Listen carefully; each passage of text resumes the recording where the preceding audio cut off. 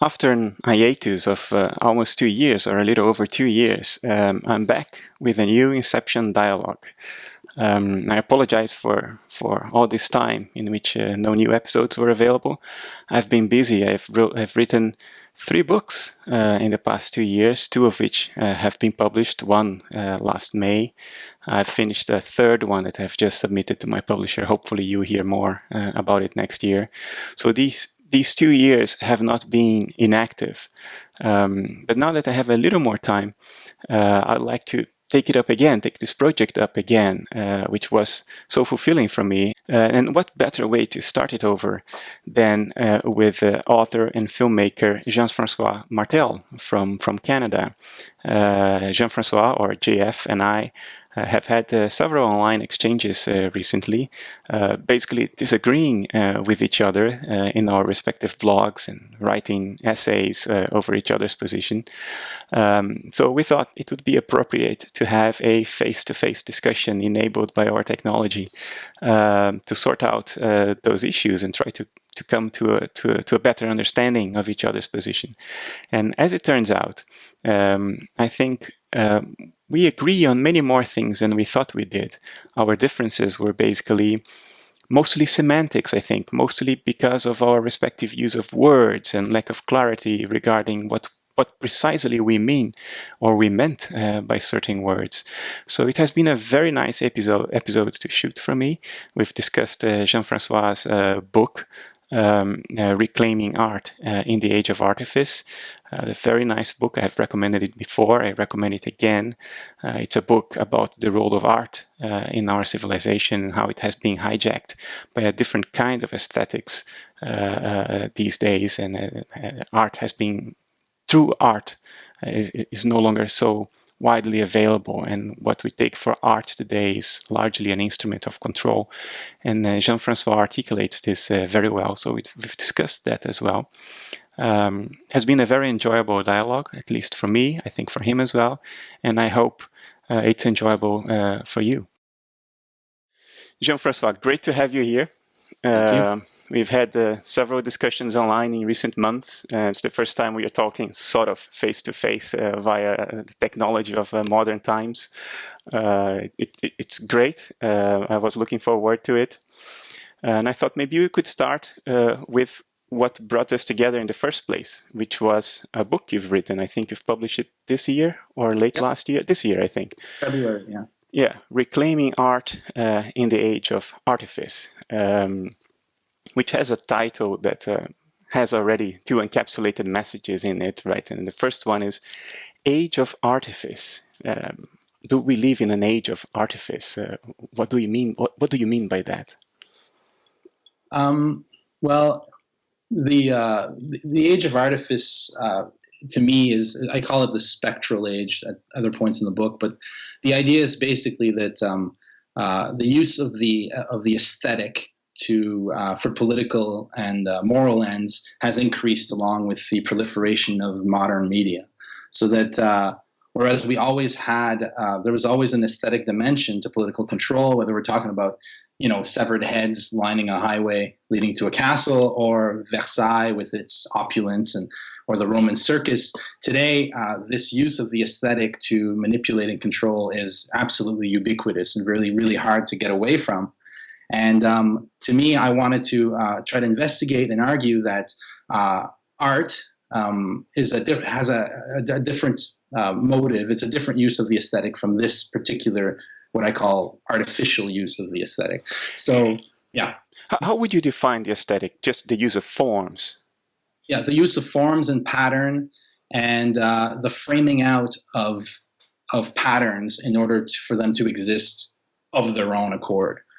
So the an aesthetic framing would be an enframing where a situation is presented as the whole picture, and therefore our way of thinking is either liberated by that or kind of ensnared by it. So in modern politics, you always frame it as in the United States, are you a Democrat or a Republican? There doesn't seem to be any other alternative. And all of that has to be supported by a huge kind of theatrical production that makes it seem like these 2 options are the only ones that exist. And that to me is achieved through rhetoric, which is a form of aesthetic. It's related to aesthetics, a poetics, and a kind of a form of drama. So yeah. If you look at modern advertisements, I mean, there was some time ago, there was an advertisement for a car company from Germany, which is close to where I live. And it was an aesthetically beautiful ad. It had beautiful shapes, beautiful landscapes, beautiful people. But that's not what you call art in the book. For you, that is a corruption of art, right? Yeah, well, it seems to be different from art in the sense that at one point in the book, I argue for two forms of the beautiful. And this goes all the way back to Kant with the beautiful and the sublime. And there's the conventional beauty that we're used to and that we like. It's beauty that confirms our ideology, that confirms our belief in the world, that kind of tells us that what we know is enough and that what we believe in is accurate. It's a beauty that kind of puts a spell on us, that makes us feel good about life. Little birds and little children running through the grass, as Milan Kundera famously points out. But then there's another type of beauty that is not comforting, that awakens us to the excess in the real, the parts we can't know, the parts we can't understand, we can't get to rationally. And that's what Kant called the sublime. Although I don't use his particular dichotomy, I think that there's a connection there. I call it radical beauty, a kind of beauty that goes beyond the human, that is connects us with the non-human in the real. What exceeds us. How are we to recognize that, JF? How are we to tell one thing from the other? Well, ultimately, it's a question of experience. It's a question of how you experience things. But I think that there are some kind of basic fundamental beliefs that humans want to share. The belief that life is meaningful, the belief that that meaning is humanly comprehensible, the belief that that the world is somehow made for us, or that we're at home in the world.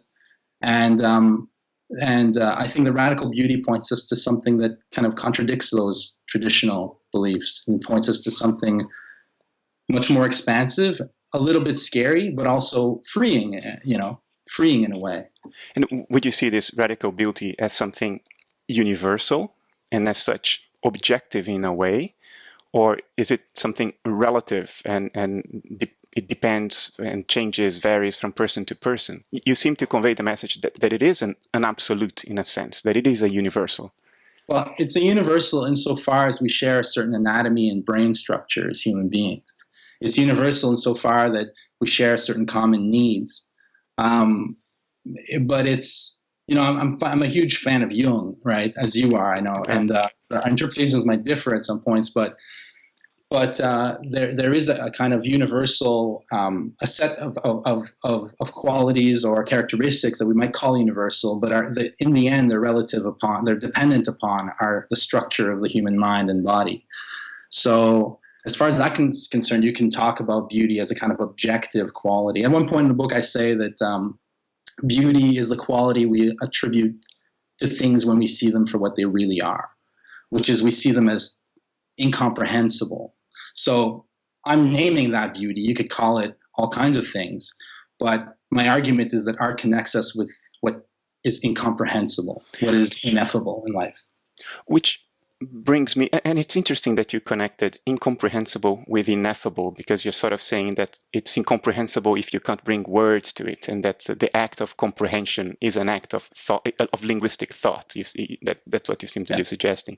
Yes. And I feel in what you write, in the things you say, that for you the incomprehensible is almost a value. It is something to be appreciated, acknowledged, sought after, and that if something is comprehensible, then it is second class in a certain way. It is inferior in a certain way. What motivates you to elevate incomprehensibility to such a level? Is it prejudice against the intellect? Let me put it straightforwardly. Yeah. Well, I think it's a great question. what I would say is that it all depends on it all comes down to my metaphysical beliefs, which are that reality exceeds the intellect, that the universe exceeds exceeds human reason, our capacity to rationalize, that and that that's what I call the real in the book, is always that excess between what we think, what we conceptualize, what we can articulate, and what is, which is always, it always exceeds it. So it's an infinite thing. It will never get to the point, I believe, where we'll finally get it. We're constantly kind of working with our little lantern in the vast darkness, illuminating parts of it, obscuring other parts of it. And this to me is a constitutive element of existence as human beings. I concur with that. I agree with this fully. I do think, though, that it is not invalid to try to edge closer to it, to try to approach it, or to have less bad, less wrong intellectual models, because our culture ultimately has an intellectual narrative behind it. When we communicate, when we share our views about the world and our understanding about what's going on, that is linguistic in nature. And I do think it's worthwhile to try to refine that and improve it and make it less wrong and make it more comprehensive. What do you think? Do you think it's a worthwhile enterprise, or not even try, just interact with the world through other faculties beyond the intellect? No, I think it's very much worthwhile. It's to me, it's a question. It's like building a vehicle or a machine. You can have a great submarine or a poor submarine, and a really well designed, a submarine that takes account of certain forces that are comprehensible to us and can navigate these forces is going to be more effective than a tin can that you jump in and throw yourself. So yes, I totally agree that metaphysical thinking is not futile, and I also think that scientific thinking obviously is very useful as well. So I do believe we have reason, and that in itself is kind of miraculous that we can even think in these terms, and that we use that thought to comprehend as much as reality as we can, and to and explore it. And obviously, these are all very praiseworthy. Where I just part with the idea that reason alone is sufficient to make sense of the ultimates, the ultimate reality or the ultimate truth. I'm fully with you there. Now, within the bounds of reason, in other words, within the bounds of what we can talk about, what we can share with each other and communicate and compare notes, and within those bounds, what do you think is the nature and the role of mind in nature, in the world? Where do you see mind coming in? I mean, we live under a cultural narrative today that tells us that the mind is a sort of a byproduct of brain activity, an epiphenomenon, or at least something conditional to brain activity and secondary in that sense. What are your thoughts on that? Because when you say that, when you bring art into this picture in such a broad way like you do, you seem to be immediately putting mind intrinsically in nature, as opposed to it being just an epiphenomenon. Yes. Well, I believe that mind and nature are tangled at the most fundamental level. I believe that mind is exhibited throughout nature, and we'll get to that, I guess. And I also believe that you can't abstract mind from any vision of nature or matter or whatever. So I do believe that it's very much deeply ingrained in the construct of the universe itself. But I don't believe that mind is outside of the universe. I believe that mind exists inside nature, inside the universe. So, yeah. So if you say inside, does it mean that there is something else different and preceding mind ontologically that encapsulates mind at some level? Yes, I would, but I think the word mind could maybe lead to some confusion. I don't mean I would distinguish between mind as some philosophers call it mind-like behaviors or mind-like properties or whatever. I would distinguish that from subjective minds, which is an I, an ego thinking and interacting with an outside world. So, but I think mind is inseparable from matter itself. Oh, these are just beliefs. You hinted at a distinction that is crucial, I think. Yes. So egoic mind on the one sense, and pure subjectivity in the other sense. Is it a fair way to characterize it? No, I would think egoic mind and something that is like mind, but it is not mind. Mathematics, a pure self-regulating system that to humans looks like a mind. But does this self-regulating system then have subjectivity? Does it experience itself subjectively? Is there something it is like to be this abstract system? That's a very tough question. And that's why, maybe we should go back to panpsychism and stuff, because I don't have answers to that. I don't know. What I know is that we interact with the world, and oftentimes the world seems to exhibit a very strange type of subjectivity through synchronicities, through art, through our interactions with the unconscious mind, with nature, through the existence of beauty, pattern, order. These things seem to hint at a deep mind in nature. Whether that mind is subjective, can have experiences, or whether our concept of experience and subjectivity are derivative of that, in which case it would be incomprehensible to us, that's what I don't know. But yeah. You still call it mind, so there is something in you that pushes you in the direction of calling it mind. So you see some mind attributes in it. Yes. What would be those attributes if it isn't subjectivity? What can we consider to be mental if it doesn't have subjectivity and experience?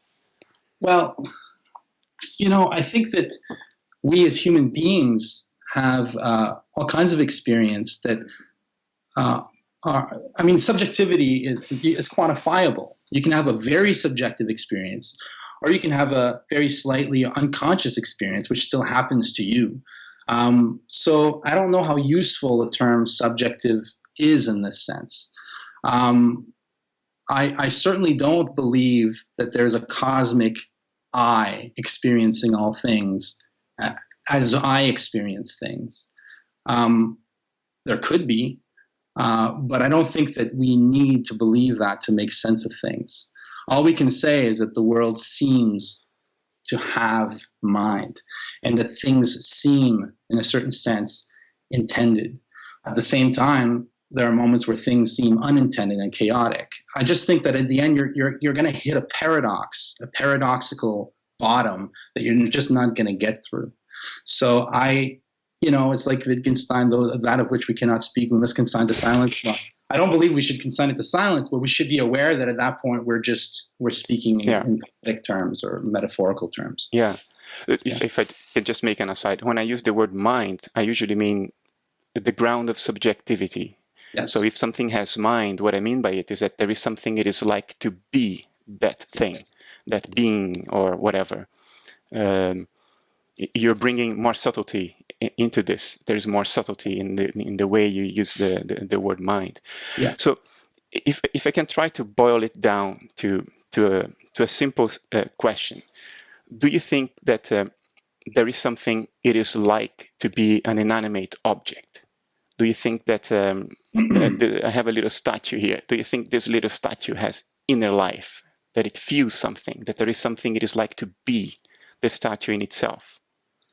Well, I obviously don't know, but it's very hard for me to imagine how it could. That said, animistic societies have no problem saying there's something it is like to be a statue, and that all things are filled with we're seeing the physical construct, but there's all this other stuff there that's active, and there might very well be something it is like to be a statue. There's a certain vantage point from which human beings would appear as specks of dust. So you might just frame the same argument. You might say, what is it like to be the speck of dust? Well, you zoom in and then you see that it is something it is like to be that. So I don't know whether there is something it is like to be a thermostat or a car or it seems a little strange, but reality is strange. So I would reserve, but there are objects in my life that I treat as subjects and that I treat as though they were subjectively real or subjectively present.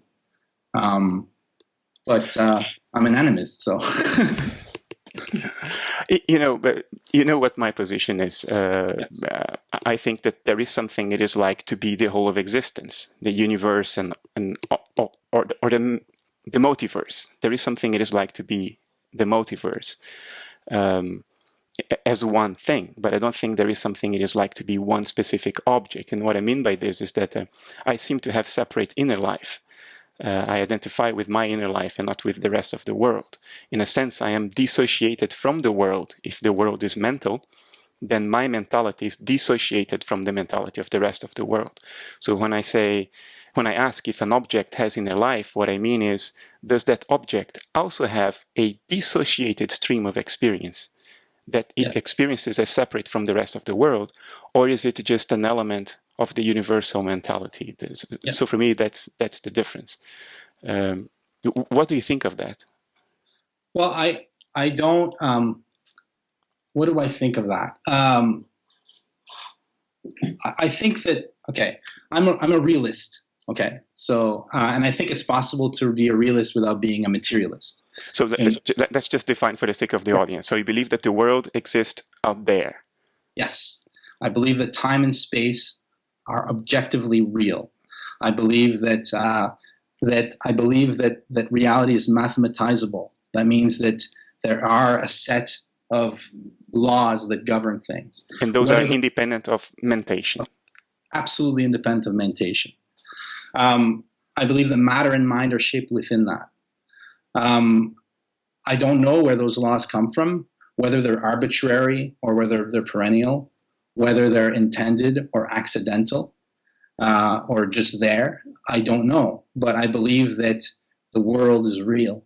Recently we got these beautiful images of Pluto, as the NASA probe went by and took these amazing photographs. And what the magical eeriness of those photos for me were the fact that planet had just been there this whole time, not for us, not for our enjoyment or for our minds, but just on its own, absolutely out there in the void.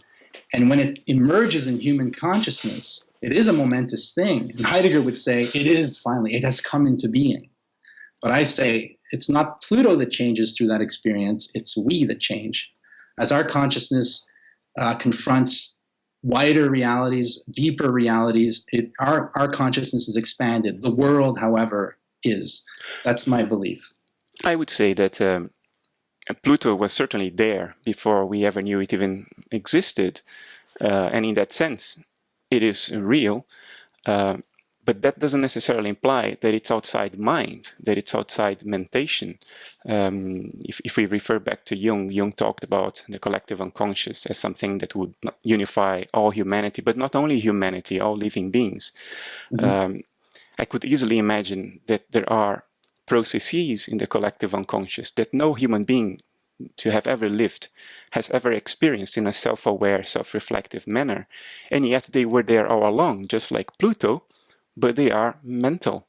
They aren't in an inferred world outside mind. After all, mind is the only carrier of reality we can ever know, right? Yes. Shall we go there now? Sure, okay. If you feel like. Well, that's, the idea that mind is a container of things, that the world is composed of contents of mind, that objects have to be thought. This is Berkeley, right? To be is to be perceived. So we live in a world where the only things we can experience as individuals are the things we experience, obviously. The only things we can perceive are the things we can perceive. So the conclusion from that, the solipsistic conclusion is, only the things that I perceive are real. But of course, the world is filled with things that I don't perceive and yet are real.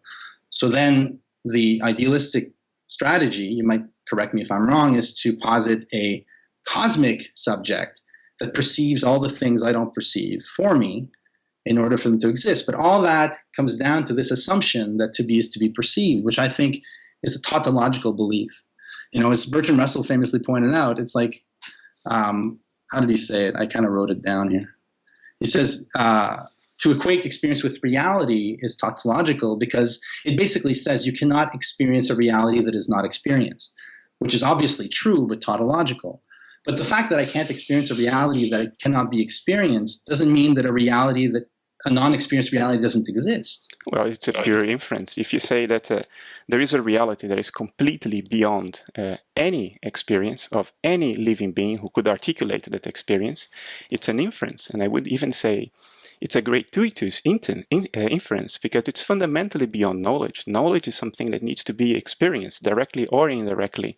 Something that is inferred to be fundamentally beyond that experience is fundamentally beyond knowledge. And then you might ask, why do we need to make that inference if we are unable to explain something that is perceivable without that inference? Then I would say it's a justifiable inference. But I would claim we can explain all aspects of experience without having to postulate or infer anything that is fundamentally beyond experience and therefore unknowable, if I speak strictly. Yes. Go ahead. Okay, I would say there's a difference between something that cannot be experienced by any being at any time and something that cannot be experienced by me at this moment. Absolutely. To speak of something that cannot be experienced at any time by any being in any context, it's incontrovertible that such a thing might as well not exist. But that doesn't mean that it doesn't exist. It just might as well not exist. Correct. But you see, the realist is inferring precisely that there is something that would still exist even if there were absolutely no living being in the universe to experience it. So it is something that is beyond the experience of any living being. That is the realist position. The idealist position, or the non-dual conscious realist position, would be that the world is not limited to what you experience or to what humans experience, but that doesn't imply that the world is outside mentation as a transpersonal or transspecies phenomenon. That is idealism, and it's very much a possible truth. It's possibly true that is the case, but it's also possible that things can exist without mentation, without experience. We're in the realm of the inarticulable. What is the word? We can't really articulate that reality. We don't know anything we don't experience because that would be a contradiction in terms. How can we experience something we don't experience? To go from there to say that such things are impossible, that is also an inference. So either way, you're inferring, right? So go ahead.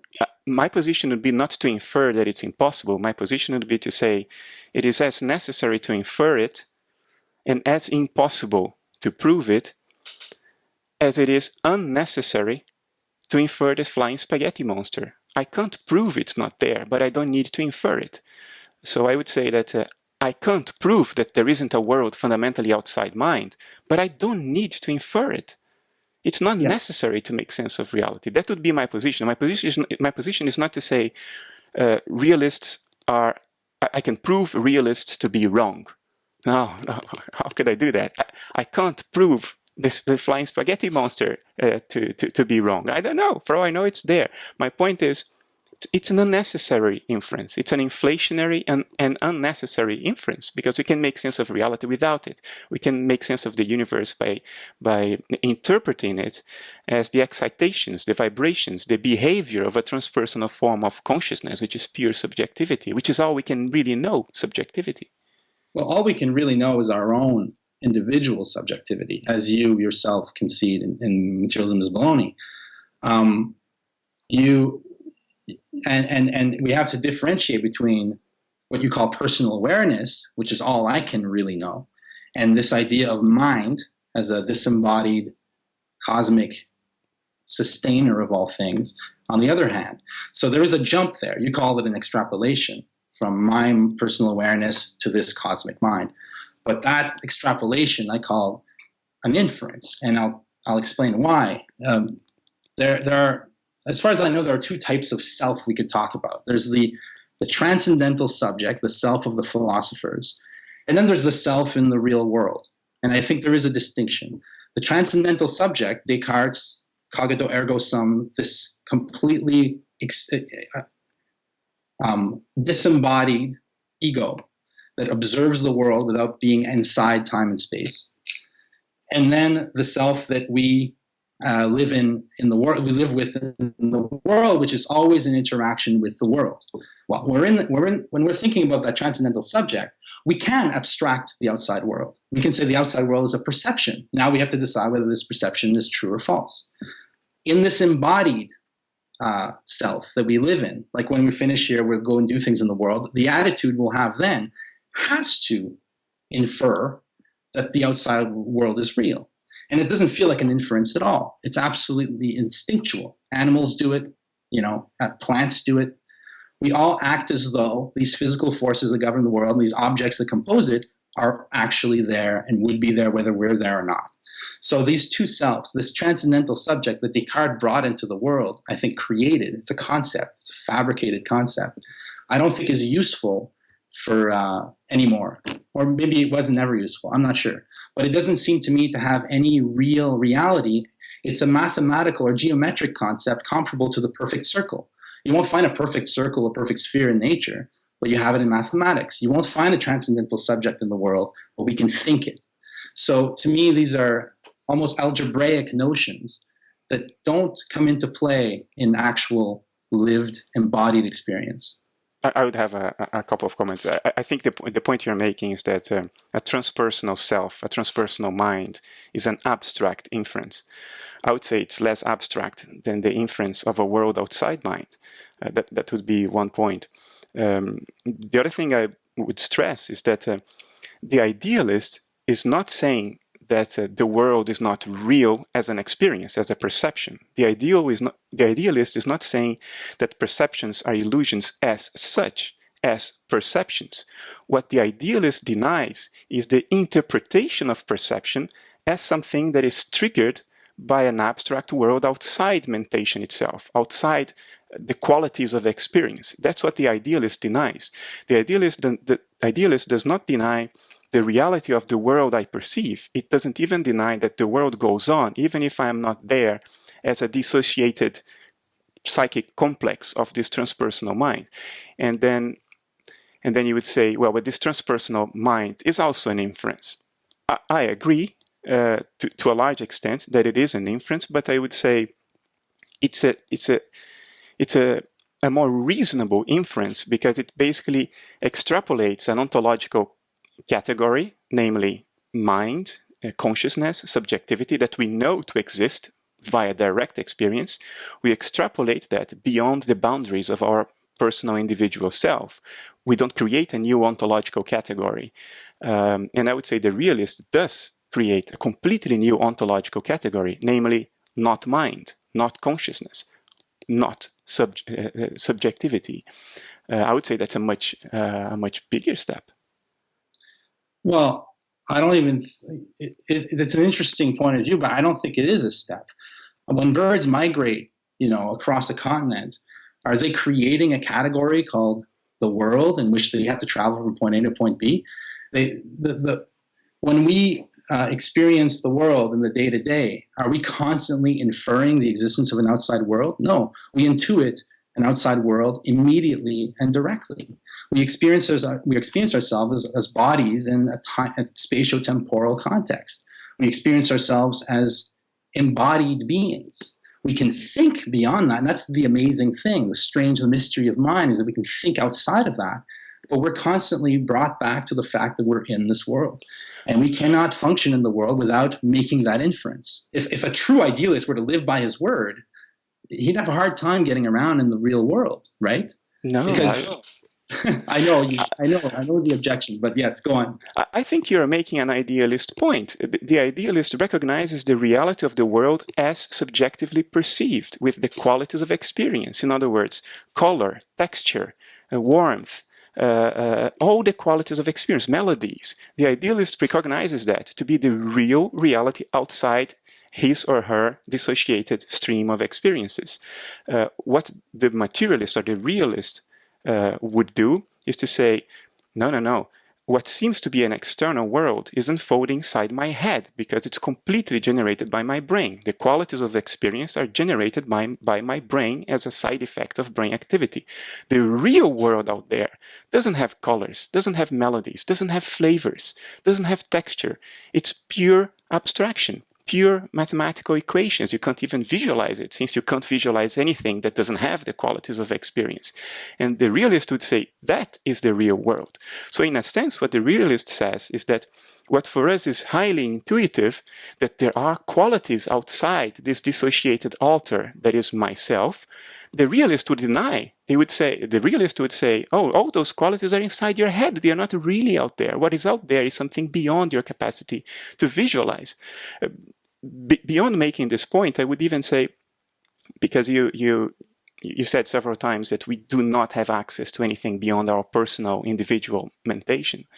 I would say contemplatives throughout history have reported that under certain circumstances, rare as they may be, we can.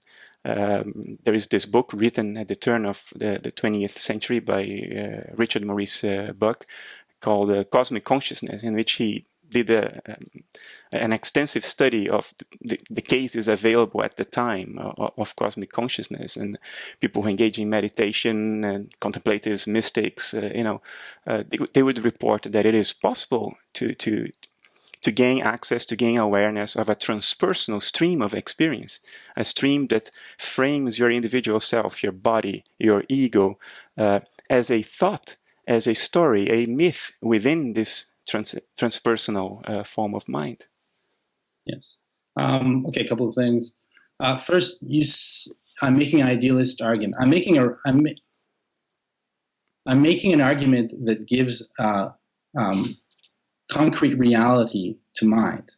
But I'm saying qualities do exist because mind is in the world, qualities are in the world. I'm not saying that there is a real reality behind the phenomenal world. I believe the phenomenal world is the world. But this phenomenal world is relative to all the parts of it that perceive one another. This is Henry Bergson. We have a body. Yes. We perceive in a certain way because of a body, but that doesn't mean that it ultimately has to be thought by a cosmic mind. It means that what we consider to be mind is in the world and not in our heads. So that's very interesting. This is very interesting, rich territory. So I think you're making an idealist argument, but let's unpack this. Let's explore this. If perception, the world of qualities that we perceive around us, the world of sounds, of colors, of textures and flavors, if they are not derived from something totally abstract, if those qualities, tastes, colors, they exist in themselves, but outside our personal mentation, what are they then? Are they the manifestation of what? A universal mind? Things don't need to be a manifestation. That's my whole point. There's no world behind appearances. Nietzsche. There is no hidden reality behind. Materialists posit a hidden reality behind the phenomenal world. Idealists posit a hidden reality behind the phenomenal world, which is this pure, non-experiencing, pure primordial mind, which is the only reality. You call it the void at the end of your book. So you're saying the world is actually the void dancing, protrusions of the void manifesting. But in fact, there's only the void. The only thing that is real is this potentiality called the void. Everything else is an illusion. That's how you define it. Materialists say there are only these abstract forces interacting. They generate brains that then perceive qualities that are actually there. In either case, there's a denial of the phenomenal world as such. What I'm saying is, and why I'm a panpsychist, is that there is a world. In this world, there are living beings that perceive things. The spatiotemporal framework is objective. And we perceive qualities that are as real as the mathematical equations generating those that we then construe later on. They're all real. Reality goes all the way through, all the way to the bottom. So my perception of the color red is a real perception happening in the real world. So the color red is really out there. Absolutely. It's not in your head, it's really out there. My head is really out there. The whole thing, if you just remove the subjective objective divide, you don't have experience anymore. You have phenomena. And I'm a phenomenon experiencing other phenomena, and there can be a kind of pure immanent way of seeing this where things they don't need to be generated by a subjectivity, where subjectivity itself arises in the relations between real objects. That's panpsychism, right? No, panpsychism would say that matter exists objectively and it has consciousness. That consciousness is still a phenomenon or a property, a quality of matter, secondary to it in a way, but it so happens to be inherent to every piece of matter, not only to particular arrangements of matter like a biological brain. So panpsychism would say there is something it is like to be that statue I just showed you, there is something it is like to be the moon, there is something it is like to be anything, but it still subjugates subjectivity to matter, because subjectivity becomes a property of matter, yes, with the structure of matter. And yes, in my mind, I think this is a mistaken inference. It's like saying if I drop a stone on a calm lake and I see these rings, these rippling rings forming from the point where the stone hits the water, the ripples form in the form of these concentric rings, I would look at those rings and say, oh, there are several rings, therefore the water is made of rings. I think this is what panpsychists do. They look at the world, they see the structure of matter divided up in atoms, in objects and all that, and they say, oh, mind has that structure. It's like saying water has the structure of rings, while in fact the ripples in the form of rings are just behaviors of the water. The water is the water. It's not bound by the structure of the rippling rings. It is what it is. It's just behaving itself in the form of ripples. I would say mind behaves in the form of atoms, subatomic particles, force-carrying particles, whatever way we want to model it, but it doesn't mean that mind itself, subjectivity itself, is bound to the structure of matter, in the same way that the water is not bound to the structure of its ripples. Yeah. Well, look. All right. There are a couple of things. Let me just go back to the reason why I'm not an idealist is I believe that idealism leads inevitably to solipsism, because when you put mind, you're putting you have no choice but to put your personal awareness in the primary position, because as you admitted, the cosmic mind is an inference from personal awareness. So, to the extent that it hasn't been experienced directly, yes. And it's not experienceable directly. It cannot experience itself, therefore it is completely outside of experience, except for, which I think might be, your examples, your mention of mystics who experience transpersonal awareness, in which case it raises all kinds of problems about how this mind can be situated in such a way as to have subjective experience outside of space and time, because we can't conceive of experience without space and time. So this is a completely incomprehensible to us form of experience that remains experience despite the fact that it doesn't have a before or an after or anything like that. Which is possible. It's like St. Augustine made some amazing arguments for God's perception of time and the Confessions, and there's all kinds of beautiful ways of putting it. Absolutely possible. And however, I do not believe that the choice is between either the color red is a construct in my mind, or it's a construct of some, empty mathematical abstraction that generates the illusion of itself, of red. You don't believe that? You don't believe what you just said? Either one of those things. Okay. I don't believe either of those. So what I believe is this.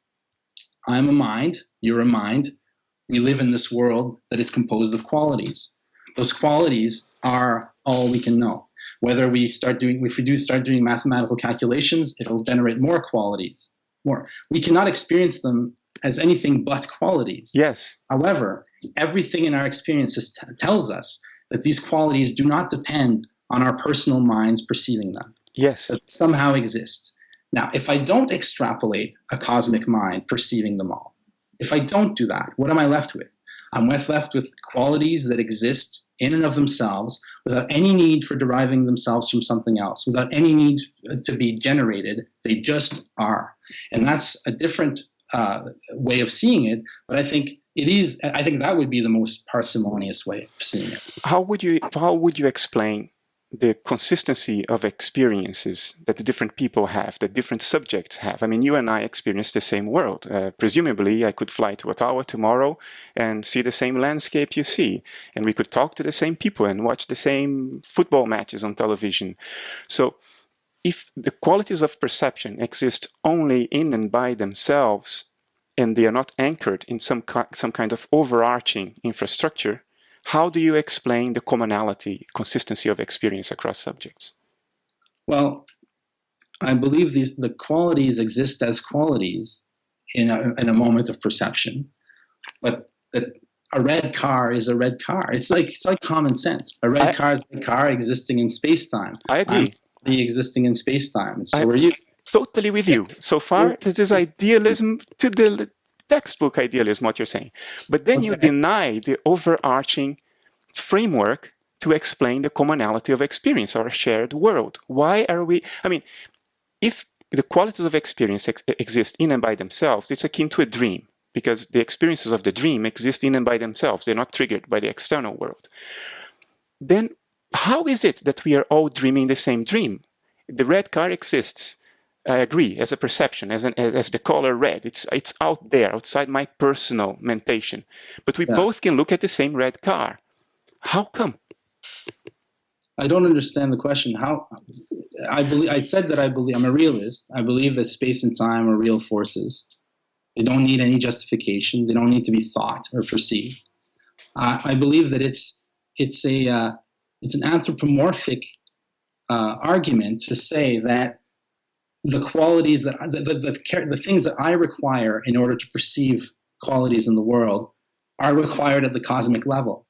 I don't understand why the scientific theory of perception and the basic biology. I don't know why we question that. That's why I don't quite understand what the question is. I may be wrong. My sense is that you contradict yourself a bit, because you say, I'm a realist. And at the same time, you say, I deny an abstract framework that generates the qualities of perception. I deny that which is perceived and which generates perception. Yes. The problem is that you're left then without a framework to unify our shared perceptions. Yes. In a sense, you become solipsist, because you say reality is like a dream in the sense that there is no external abstract world of equations generating the perceptions. No, I'm not saying. I'm saying that the abstract world of perceptions is just another experience. But at the same time, I'm saying that we have an immediate intuition of the real that doesn't require the intellect, which is the intuition of space, time, otherness, the other in front of us. These are immediate data of consciousness. So let's take the red car example. We are both looking at the red car, right? And your position seems to be the red car really exists as a red car, red with the qualities of experience. It's not triggered by an abstract world of equations that modulates perception generated inside my head. It exists as red. The red is not inside your head. It exists out there. That's what you're saying. It exists as a red car. It exists as those abstract equations generating it, if you look at it scientifically. It exists as all kinds of things, depending on how you look at it. There is an object there continually withdrawing from us. There's a real red car that is maybe inaccessible, but manifests itself really at all kinds of levels, depending on how we approach it and how we perceive it. But JF, is that red car, does it exist as a red car, or does it exist as a material world that triggers the perception of a red car inside your head? Both. It exists as a red car, which is a material object in the world. But I mean, if I were a fruit fly, the red car would be this huge red, or maybe not even red, this huge expanse of something else. The mainstream the mainstream view today, and this discussion is totally independent of panpsychism. We are discussing the theory of perception here. Yeah, I know. The mainstream theory would say the red car does not exist as a red car in the world out there. That's not how it exists. It exists as pure abstraction, as a collection of atoms that can be modeled mathematically, quantitatively, but all the qualities that we perceive as a red car are generated by your neurons inside your head. So what is out there is not a red car at all. You can't visualize what is out there. It's pure abstraction. And that pure abstraction explains then, and that's the mainstream theory, why I also experienced the red car. Because those abstract little atoms and subatomic particles are also emitting photons, which don't take time to move. They're sort of outside time as well, and they are hitting my retina, and they're causing my brain to generate the same red car, or a different angle of the same red car that you see. So the red exists only in my head and in your head. It's not out there. But there is something out there that isn't red. It's completely abstract, that modulates my perception and your perception, and that's why we agree on that common reality. Yes. Do you agree or do you disagree with this? Well, I disagree that what materialists do is they withdraw a certain stratum of the real and say that exists objectively and the rest is subjective. The fact is that those atomic, those atoms that they calculate are also a qualitative experience in their own subjective minds as scientists. And so, yes, I am, but don't get, however, the subjectivity, okay, I'm thinking of several things at once. And yes, you're right, I am making an idealist argument. But it's not. What I'm saying is, as I said at the beginning, is mind is inextricable from nature. So mind is part of nature. Mind is part of, however, personal awareness, egoic mind, is not necessary for these qualities to exist. That's what I'm saying. I think, if I understand you, your motivation to label yourself a realist and a panpsychist especially is I don't label myself a panpsychist. I do only in the context of when I talk to analytic philosophers, that's where I put myself. What I really believe is that the world is composed of objective forces that shape us, our subjectivity, the objective worlds, the objects it contains, and that these forces are absolutely objective and may or may not have mind-like qualities. Seem to us, but may or may not. I don't necessarily disagree with what you just said. From the perspective of our individual selves, or our dissociated alters, as I like to call it, the world is objective in the sense that it's outside our volition, it's outside our will, and it's not under our control. And it's shared by multiple dissociated alters as well. So from that perspective, it's shared and it's outside volition. It is objective, but neither implies that it's outside mind. I mean, your nightmares are outside your egoic volition. Otherwise, you would never have them. You would never suffer in your nightmares. You can't control them. They just happen to you. Schizophrenic can have hallucinations that are pretty consistent. They unfold in a coherent storyline over years. Anybody who saw that movie, A Beautiful Mind, can bear witness to that. And that's not outside mind. But it is objective from the point of view of the schizophrenic, in the same way that our dreams are objective from the point of view of our character within the dream, because the dream unfolds outside our volition. So I don't deny objectivity in that way. What I deny is the inference, the reasoned inference that the explanation for this objectivity is a world fundamentally outside mind. That's what I deny. But if I can continue very briefly, I think your motivation for ever using the word panpsychism associated with yourself under any circumstances, and correct me if I'm wrong, is that you deny that the objective world does not have the qualities of experience. What you're saying is that the objective world is exactly what it seems to be.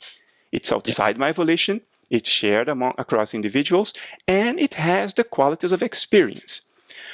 But I don't think that's what panpsychism means. What panpsychism means is that matter has something it is like to be it under whatever arrangement. So panpsychism is not saying that the redness of the car exists objectively out there. What panpsychism says is that the red paint in the car feel something. There is something it is like to be the red paint in the car. And that's not at all what you're saying, if I understand you. But there's this recent, Galen Strawson panpsychism, which I think you correctly attacked in your threat against panpsychism essay. But panpsychism is an old word, like Whitehead was a panpsychist, and that's not at all what he's saying. He's not saying there's something it is like to be something. This is an analytical philosophy concept that maybe isn't required to talk about minds or mind likeness. Another example is Friedrich Nietzsche or Henry Bergson. So that's where I come from. I'm not familiar with this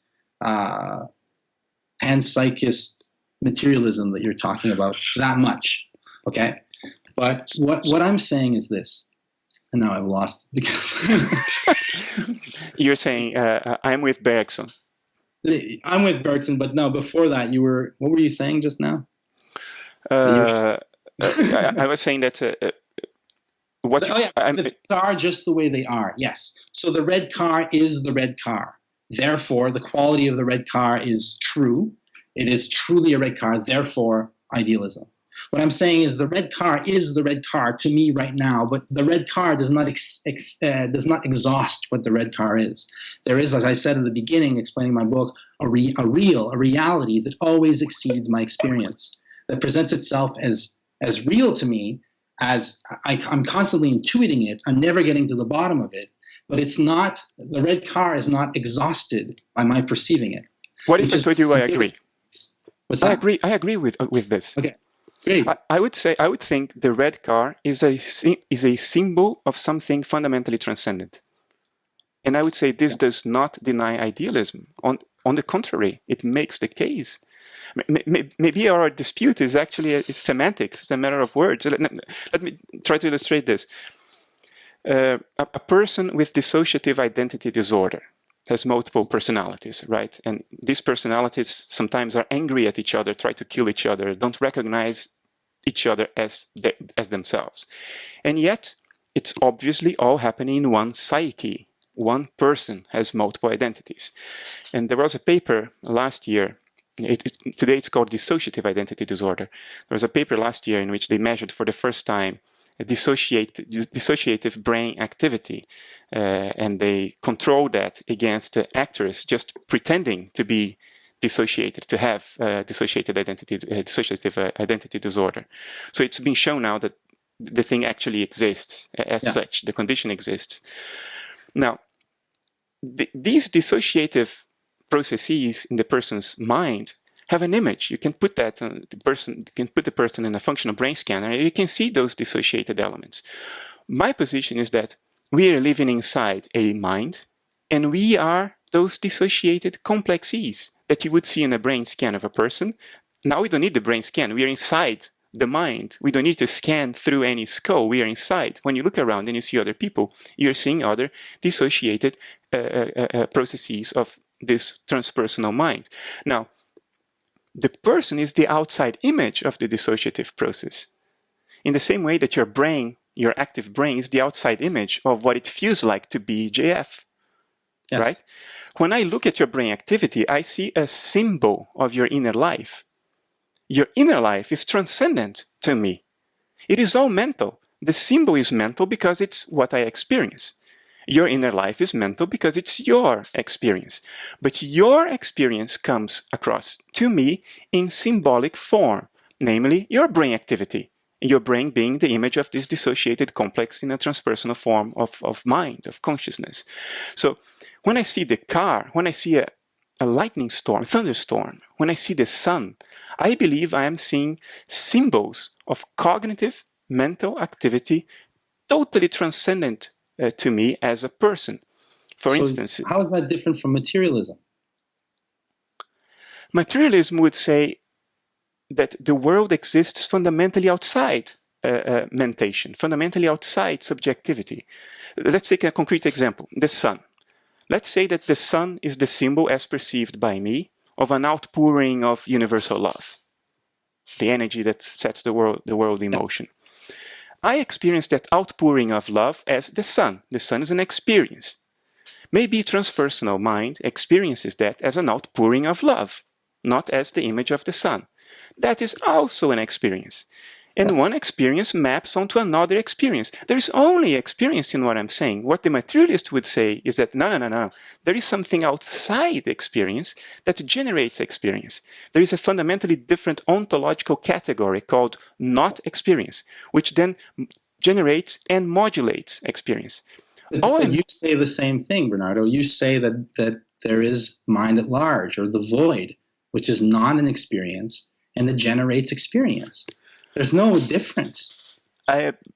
We've discussed that. I think there is, because I know what's motivating you to say this. My position is that experience is a behavior of this transpersonal mind, or mind at large, to use Aldous Huxley's words. Take a guitar string. When a guitar string vibrates, you have a behavior, an excitation, a phenomenon happens, something happens. The guitar string is vibrating. Mm-hmm. Is there anything to a vibrating guitar string other than the string itself? There isn't. It's still only the string. I'm not creating a new ontological category. It's just the string. So what I'm saying is that there is only transpersonal mind. When it vibrates, when it behaves, when it moves, when it gets excited, that's experience. And there is nothing...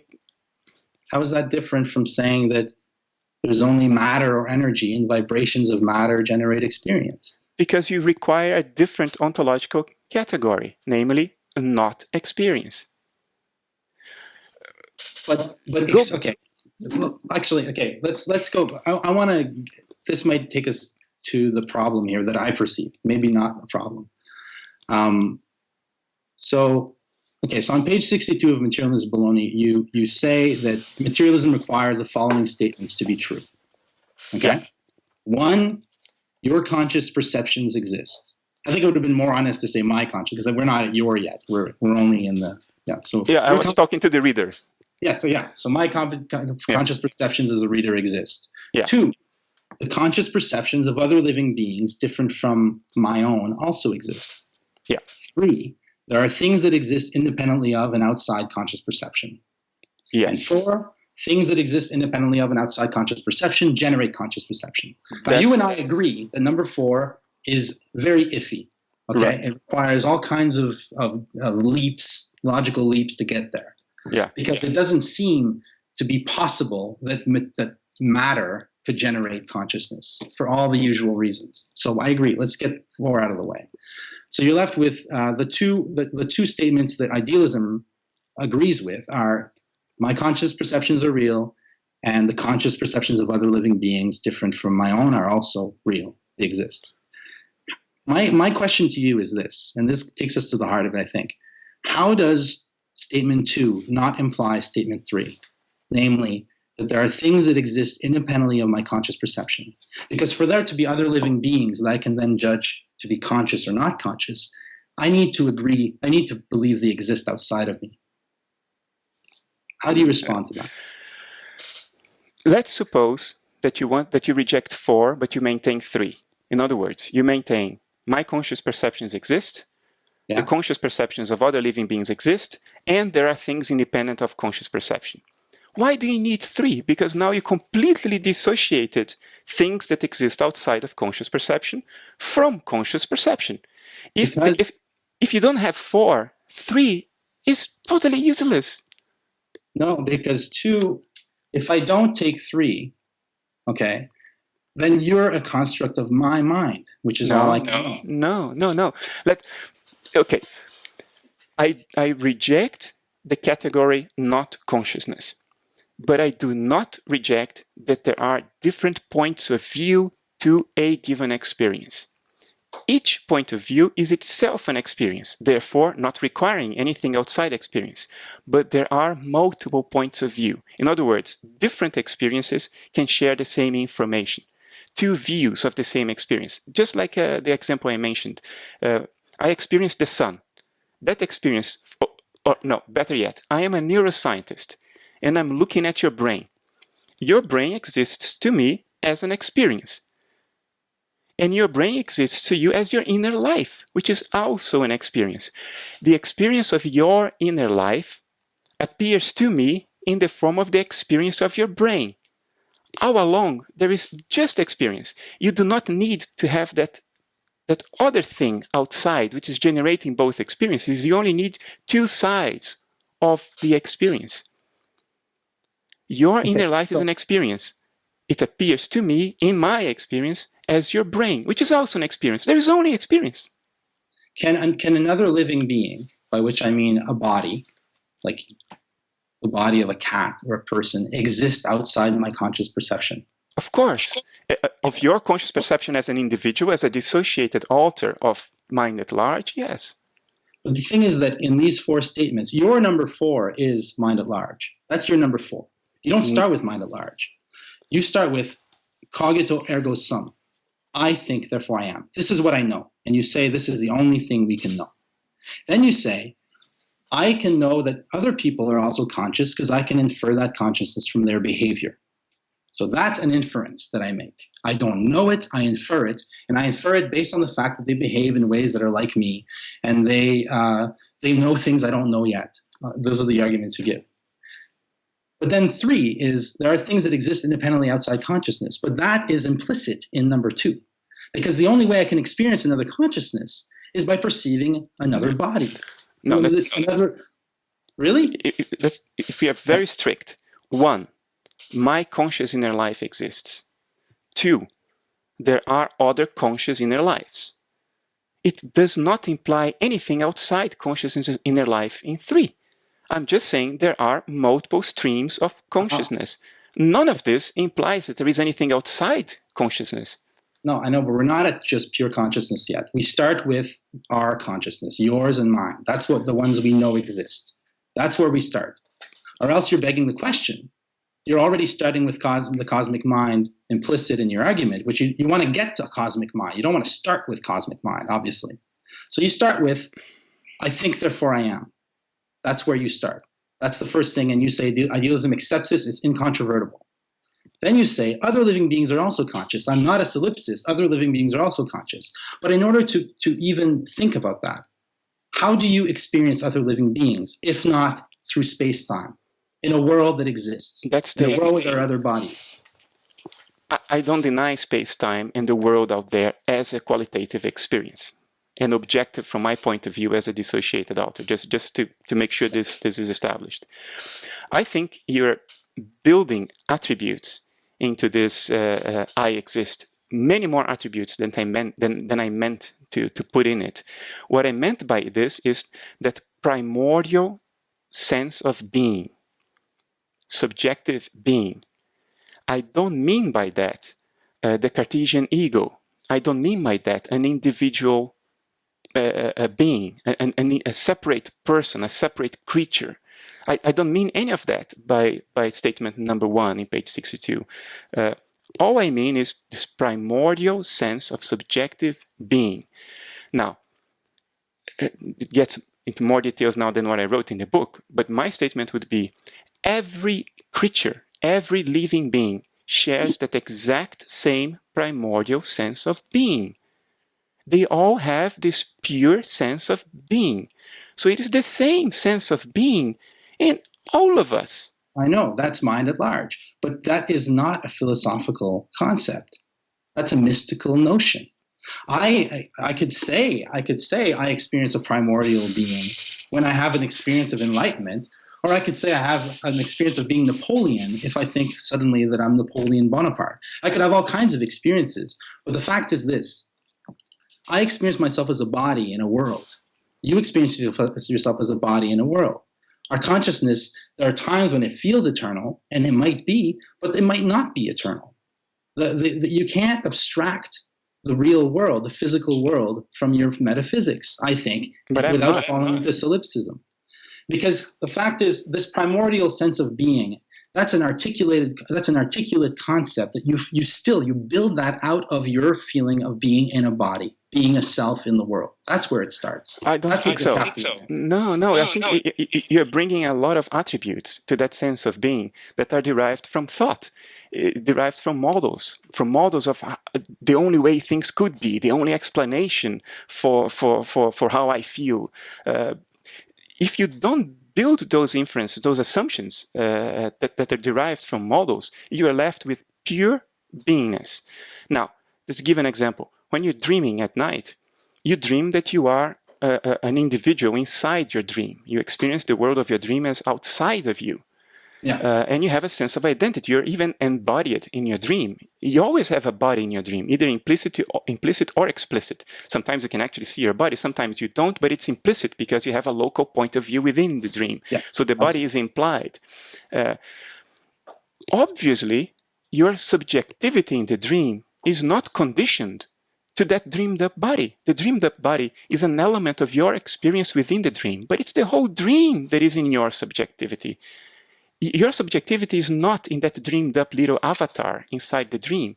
The avatar is an element of experience. So what I would say is our bodies, our individuality are elements within the dream. They are elements of our experience.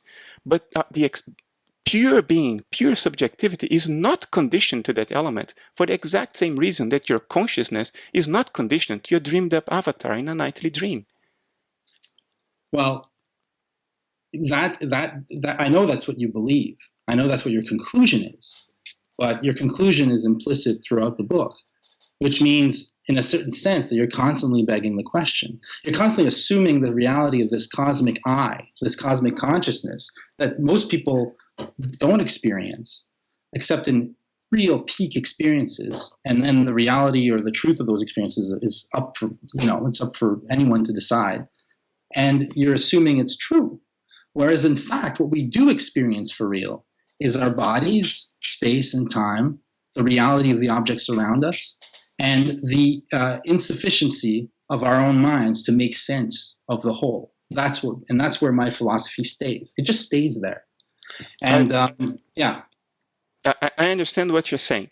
I do not acknowledge it. I do not acknowledge that that I assume this in my argument, that I beg the question in that sense. I think my argument is totally independent of there being mystical experiences. Yes, it is a fact. We should take that into account. It is a fact that there are people who come back from contemplation saying, I have experienced being the entire universe. But my argument is independent of that. I think it would still hold, even if that were not the case. And the argument is based on parsimony and skepticism. And I think you're building conclusions into your own sense of being a subjective, of subjective being. You're building a model implicitly into that. When you say that I can only know my being in the form of a body separate from the rest of the world, that you're already building things into that. You're already building conclusions. These are the outcomes of models about what is possible and impossible given certain circumstances. Because when you are a baby and you're just being born, you have just been born, you don't have any of these models. You don't have the concept of a body separate from the world, but you have subjectivity. You have a sense of being. My argument is based on going back all the way to that sense of being and asking, do we need anything else to make sense of the world? I'm not saying that I've proven realism or materialism to be wrong. I'm saying that the inferences realism makes are as necessary as the flying spaghetti monster. I can't prove it wrong, but it's totally unnecessary because I can explain everything as excitations, modulations of that primordial, baby-like sense of being before any models and thoughts and assumptions, hidden assumptions and inferences about reality come into play.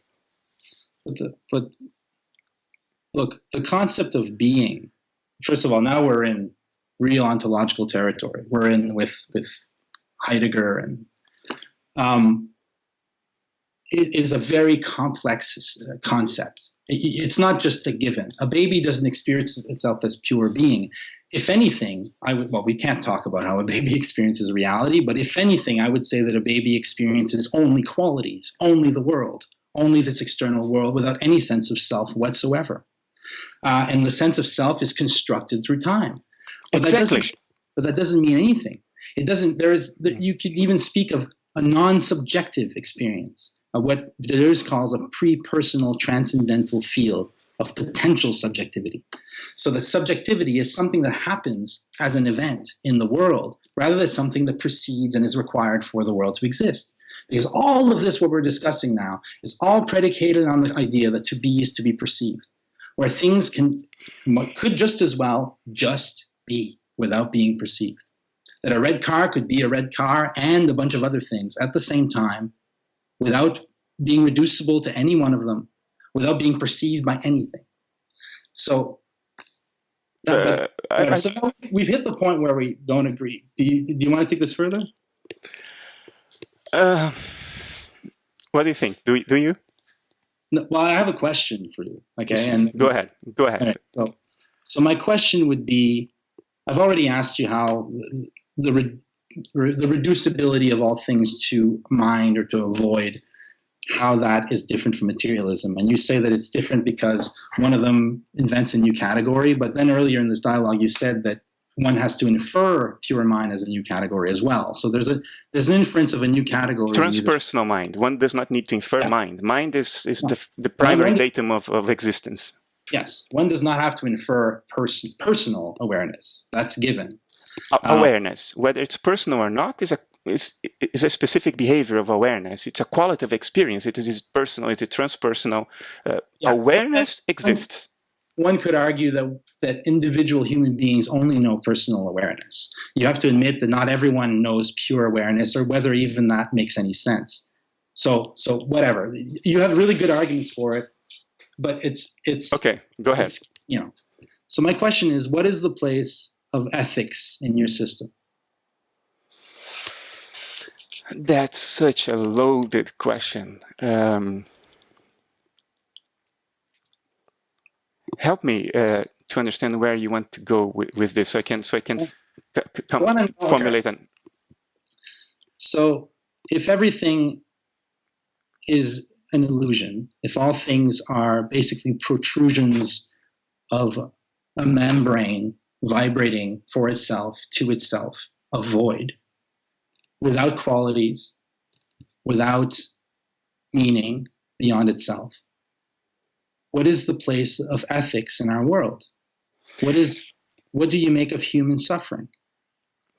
If the question is ethics a absolute, a given? No, I don't think it is any more absolute than any other aspect of experience. I think it's conditioned to ethics have changed throughout history. At any moment in time, different peoples have different ethics, and across history, any single people has had different ethics.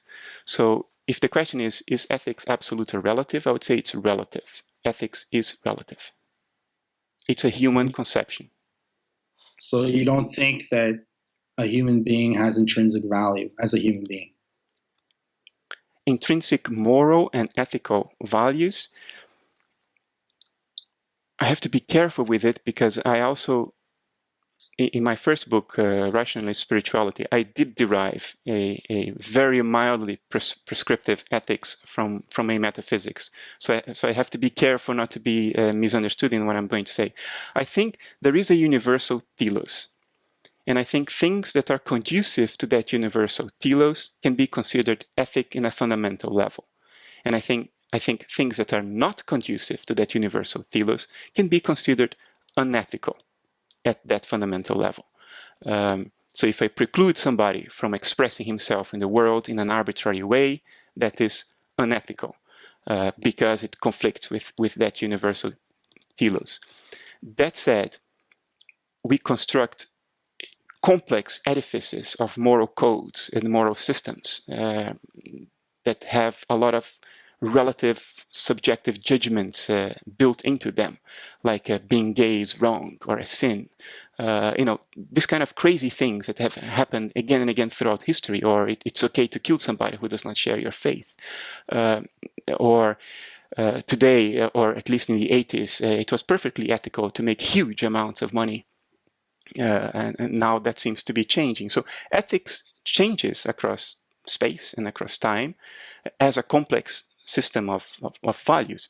That complexity that we built into it, I think that is relative. That's not fundamental. But there is a core that you can translate into, is this aligned with the universal telos or not? And then the judgment, what is the universal telos? That's again subjective, so it's a tricky question. But I think whatever fundamental aspect of ethics there is, It's very wide-ranging, but it's simple. It's not a complex moral code. Okay. Well, I agree with you when it comes to moral codes and morality, moralism in general. But part of my reaction to your work has been, just like Matthew David Segal pointed out, that first philosophy in some sense must be ethics, because ethics is what we have to deal with for real. We can build models of the real. We can build models of the cosmos. We can extrapolate or infer all kinds of things, but we're left with the reality of the other person and the reality of this historic moment we're in, and what needs to be done for the good. We have this strange concept that St. Paul said, inscribed upon our hearts, to the concept of the good and evil, knowledge of good and evil. And I agree with you that I'm a Nietzschean, so I'm not a huge fan of morality as a kind of code, but I do believe that a philosophical system that will truly give us a better story, because you talk about giving our culture the best narrative it can have, must include an ethical dimension, which is absolutely fundamental and central to it. Because those are the problems we face. They're ethical problems, not metaphysical problems. Although I think ethical problems derive from metaphysical beliefs. Exactly. And that's the crucial point. I think an ethics can be derived from a metaphysics, but not the other way around. And that was the argument that Matthew Segal was making. What he was saying was, I think it's imperialistic, or I don't want to misquote him, but so take it with a grain of salt what I'm about to say. What he said is, it is politically incorrect for there to be a universal transpersonal mind, because that's dictatorial and it doesn't fit my ethics. Therefore, that cannot be the reality. And my point is, what is reality doesn't care about our moral codes, about what we are comfy with or not, what we think should be the case or should not be the case. Reality is what it is. You cannot derive a metaphysics from an ethics. You can derive ethics from a metaphysics. You must derive ethics from a metaphysics, right? I agree with you. But the thing is this, ethics derives from,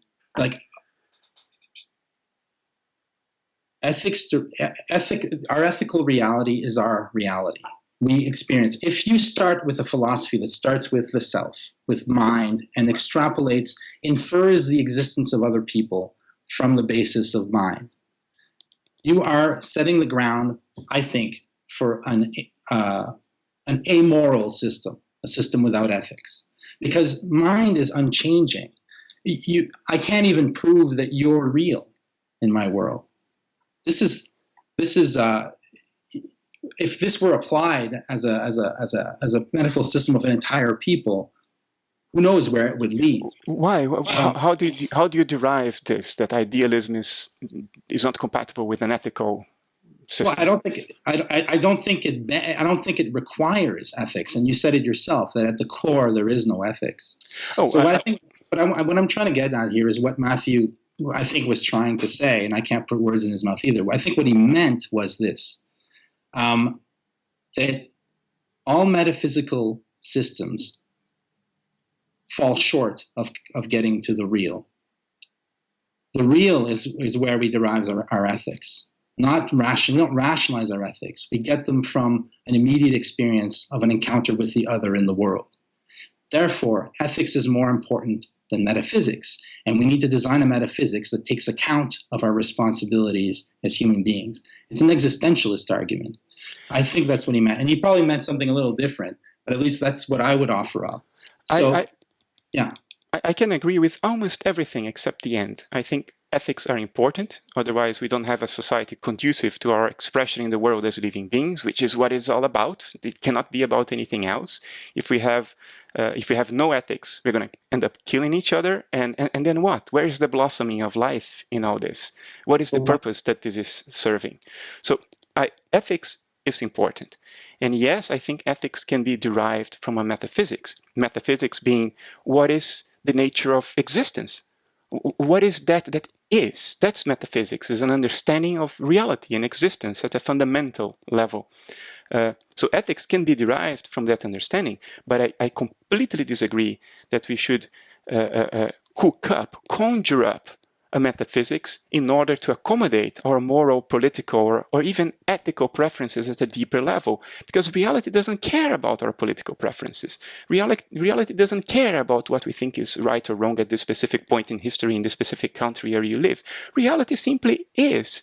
I'm totally okay to derive ethics from reality, but to say that we should in some way adapt or massage our metaphysics in order to accommodate our present ethical notions or moral notions, I think it's a complete distortion of philosophy, and it's a catastrophe.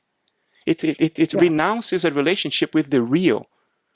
Except if you recognize the fact that metaphysics, although useful, as we said, cannot get to the bottom of things. So therefore, a metaphysical argument will never trump an ethical argument anywhere. Are you saying, okay, so under idealism, how is it wrong to kill another person?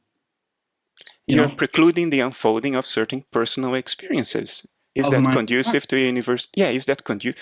At the end of the day, all you have is experience. If you're a materialist and you say it's wrong to kill another person because that person is then gone, there's no experience in being gone. What you did is you stopped a certain stream of experience, and that's exactly the same under idealism. I think that any system that devalues the immediate reality of our world, that posits a world behind appearances, that doesn't honor appearance as is, as a reality, as an objective reality, and that doesn't see the self as just one more appearance in this reality of appearances. Any philosophy that denies that world of appearance in favor of a true world, a fundamental world, an ontological primary that undergirds it and that actually has value and that devalues this world, is a system that's bound. It's nihilism. I agree, and I say idealism doesn't do any of that. Idealism is the ultimate acknowledgement of the reality of experience. It basically says experience is what is. Stop there. There's nothing behind it that isn't experience and is somehow generating experience. You've just described idealism, the essence of it. It is the acknowledgement of the reality of experience with the qualities of experiences, with the intensity.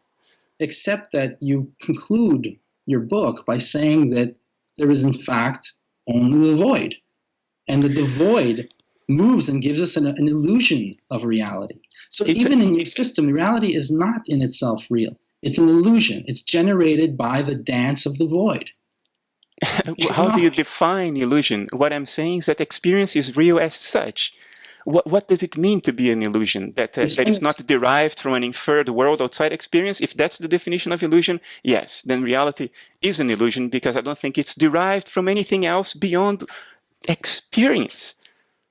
Except experience has no intrinsic value, since it's only the mental illness of the cosmic mind. No, why? Right? No, you're passing a lot of, you're projecting a lot of values that I didn't in the book. No, I'm just reading it. I'm reading it from an ethical point of view. That's what I'm doing. I'm trying to find the ethics in your system. So let me explain. Okay, the reason I use the word void is this. We are talking about a narrative. A narrative is a model. We are trying to talk about things that are fundamentally ineffable. That's how we started this conversation today. So it's nice that now we are looping all the way back to the beginning. What is mind fundamentally? I don't know. Nobody can know, for the same reason that you can't look at your own eyes without a mirror. And since there is nothing but mind, there is no mirror. So the fundamental nature of what is ineffable, is forever beyond anything, totally ineffable. And beyond knowledge, beyond explanation. So I am with you there.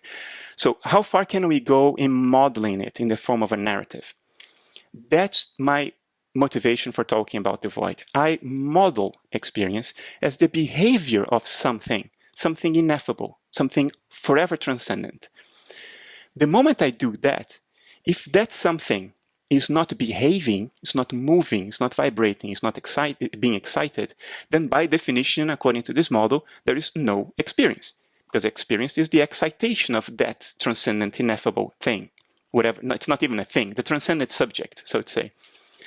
So from this framework laid out in the model, the subject without excitation, without vibration, is not experienceable by definition, and therefore it's a void of experience. Therefore, the universe, the cosmos, the multiverse is the void behaving, the void being excited, the void or emptiness dancing, as one of these non-duality teachers once said, Adyashanti, I think. The word void derives from this way of modeling things, on trying to get some limited grip on transcendence, on the ineffable. It's the only reason for that word. And how does an ethics derive from that? I think the dance of the void has a telos. It's going somewhere, and that somewhere is self-reflective awareness. And I think life plays a role in it.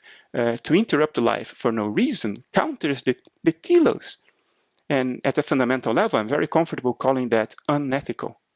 But that has nothing to do with political preferences, which is what Matthew Siegel was. Essential ethics, which is, it's kind of fundamental to the dance of the void. If the dance of the void must continue, if there's a normative framing of what needs to happen here, that it's the theory that the consciousness is the coming to self-awareness of the universe. And that yes, it's in the book. I mean, at the very end, I say all these things quite explicitly. I talk about the universal telos. It's one of the last subsections in the book, I think.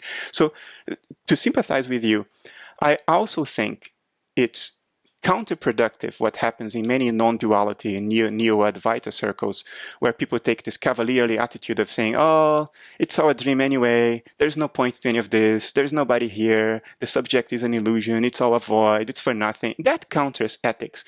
But I think that's a misunderstanding. It's a misunderstanding of what's actually going on. Even if reality is like a dream, there's a point to the dream.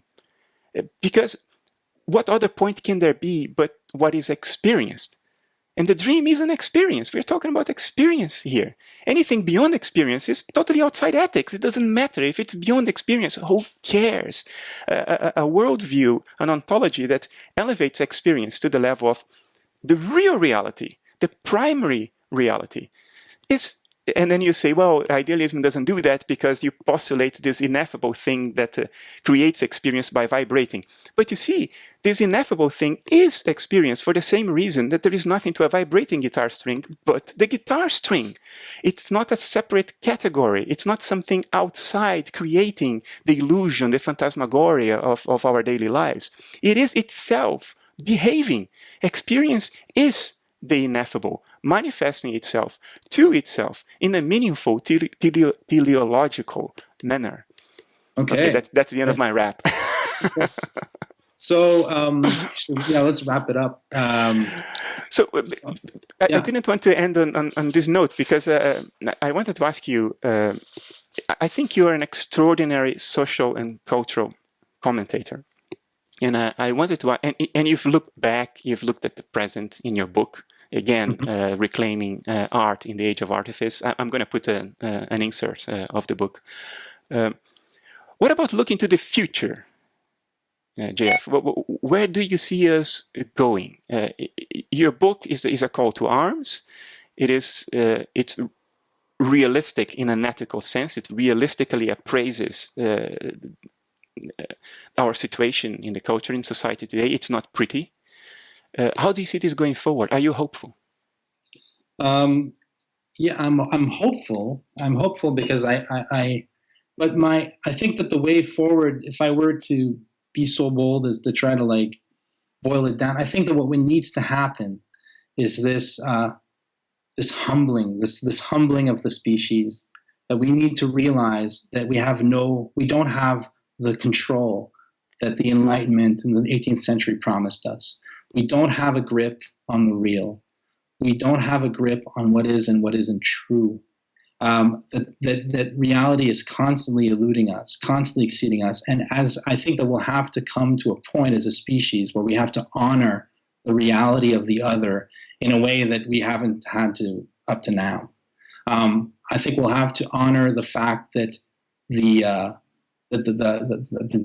biosphere, the entire universe exists much, much bigger than us, and we have to kind of find our place within that as participants rather than the generators of it or the masters of it.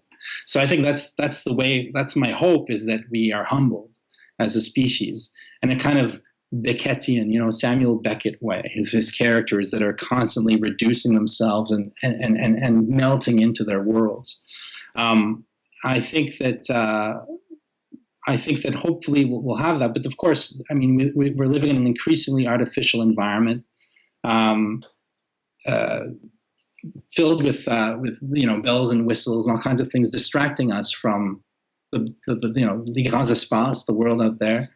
And hopefully we'll have some kind of way to mitigate or to somehow manage our creations, our kind of transhumanist creation that we're bringing into the world, so that we can still experience reality as such. And what do you think is the way to get there, to ensure that this is the case? What can we do today?